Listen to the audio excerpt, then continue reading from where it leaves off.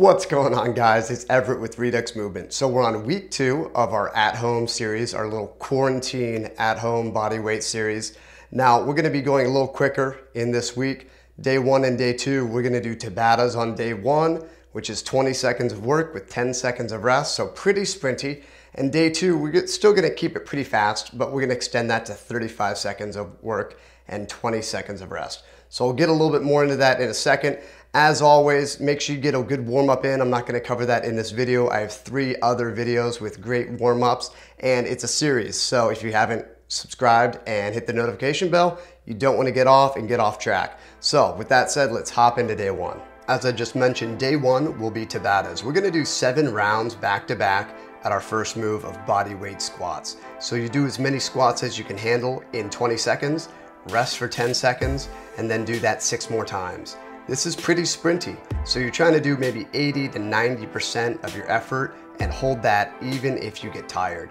Take a bigger rest and then move on to number 2, 7 rounds. So we have bodyweight squats, moving planks, opposite planks, mountain climbers, side hip dips with a leg lift, and then bear crawl. So let's get into the movement demos.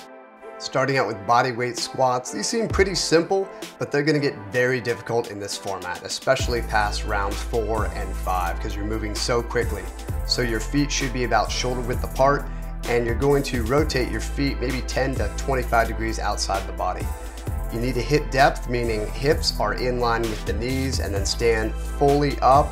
You might miss that full extension on a couple reps because you'll be moving so fast. That's fine, but good depth, good solid stance. Keep even pressure from the heels to the big and the little toes. After this, moving plank. So we've done these before in other workouts.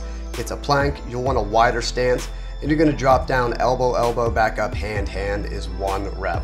You can see I'm pulling my hand underneath my shoulder. I'm not leaving it out front, and I'm alternating what side I go down with first. One side might be more difficult. So again, pretty sprinty here. If you start to fail, you can go down to your knees when it gets too difficult, instead of staying in a full plank. Switching over from movements to static positions, we've got our opposite plank. So, as the name suggests, this is a plank, and we're going to lift the opposite arm, then the opposite leg. So it's alternating right and left, and then left and right. You can hold this for 20 seconds, and then rest, and then do the other side for 20 seconds, or you can do 10 seconds every single round, but both sides. So something you're going to want to watch out for is your foot position. Don't collapse the foot like that. Make sure you stay on the balls of the feet, just like you would a normal plank. Really try to keep your hips down as well, and when you transition from one side to the other, be careful. You're going to have one side that's maybe not that bad, and then the second side might be much more difficult. So when you pull that arm and leg off the ground, don't do it too quickly on your second side.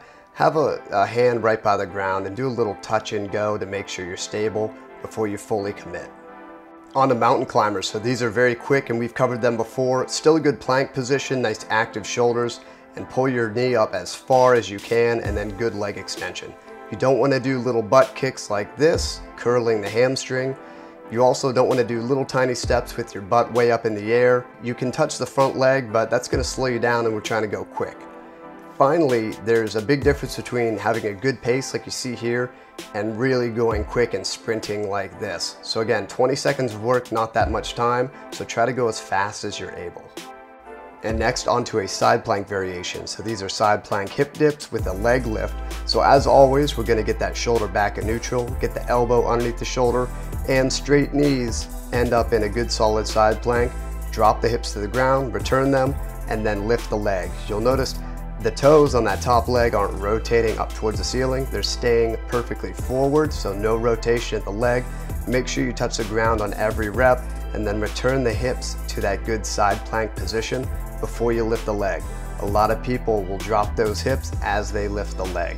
So again, it's a side plank with a hip lift. Make sure it's solid and stable as if you're going to hang out there for a couple minutes. Bear crawls. So this is a little backwards. The slower you go here, the more difficult these are. So 20 seconds doesn't sound like that much. It's going to add up, and for some people this is going to get very difficult. So you can see how my shoulders and hips are in line and my back is very flat, almost like I'm trying to balance a tennis ball on my back. So I'm doing squares here because I don't have that much space. I wanted to give you that option in case you're in a smaller room or apartment.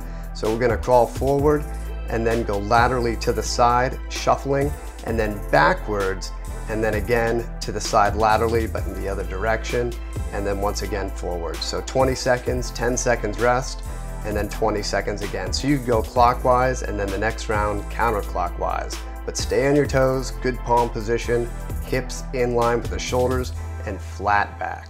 Moving on to day number 2, we're gonna lengthen up the work time to 35 seconds and the rest time to 20 seconds, but similar format. 2 movements or positions at each circuit, 3 circuits total. We're only gonna be doing 4 rounds this time opposed to the 7 we did in Tabatas. And unlike the Tabatas, you have 2 options here.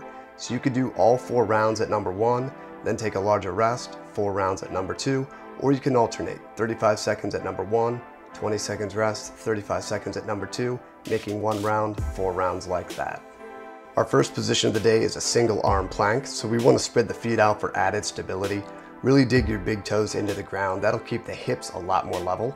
And it goes without saying you have 1 hand on the ground, so make sure that base of contact is nice and stable by spreading your fingers out.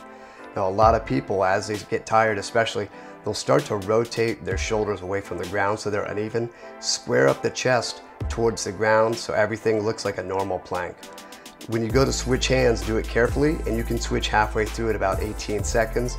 Or if you're strong enough, you could do a full round of 35 seconds on the right arm, and then next time you go through it, full 35 seconds on the left arm. Finally, this is a little subtle, but a lot of people default into having their bicep at the inside, the elbow facing forward.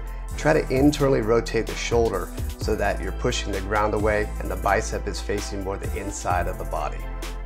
And now onto our first movement, we have Bulgarian split squats. So it's obviously a single leg squat variation.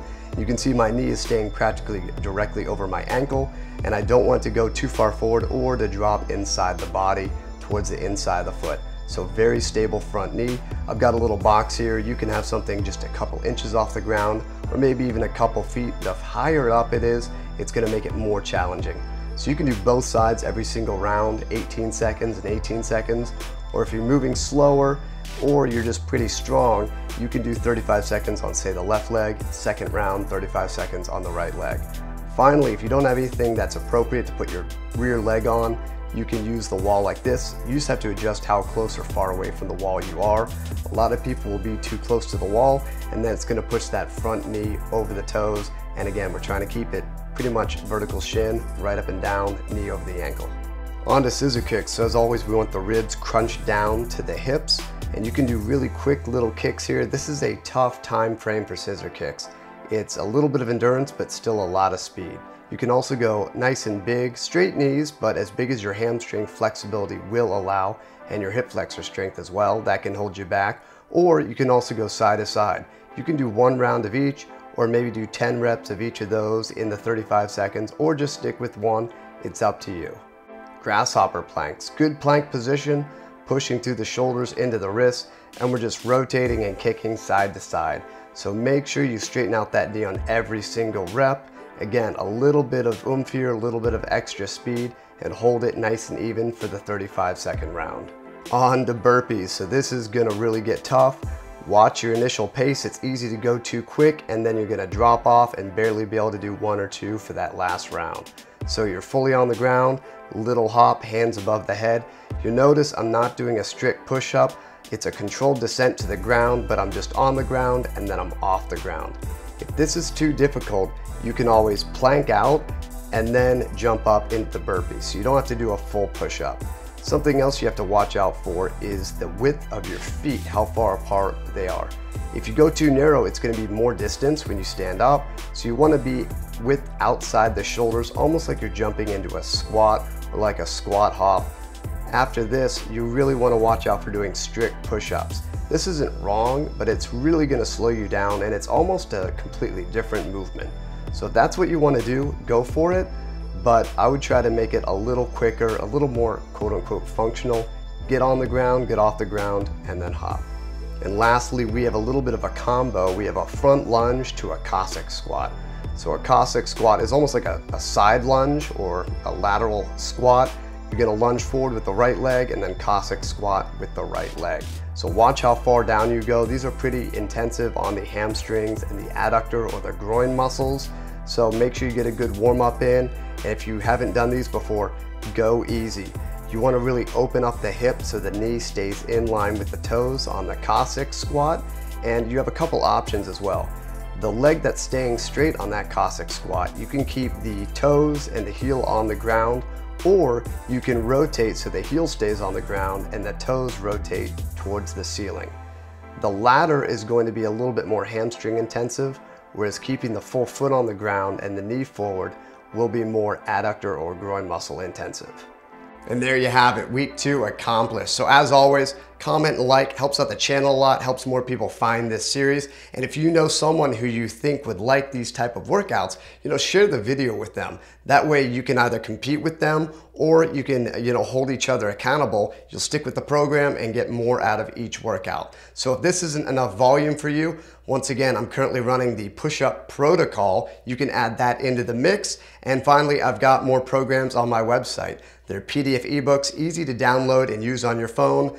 Abs and core, more at-home workouts that you don't need any gear for. Or if you have a home gym or an access to a gym, I've got powerlifting programs as well. So check those out, link in the description. Until then, great job and see you in week 3.